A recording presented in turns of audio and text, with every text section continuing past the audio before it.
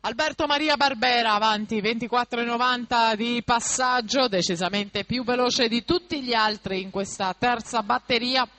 Per la quarta si preparano Andrea Cervellin in corsia 1, Marco Ballini in 2, Alberto Padovan in 3, Riccardo Guida in 4, Nicolas Marcon in 5, Federico Delami in sesta corsia.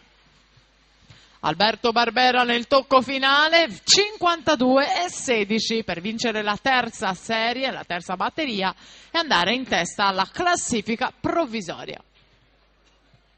Ricordiamo, sono 6 le serie junior dello stile libero, 7 saranno le serie seniores. Al via la quarta junior maschi.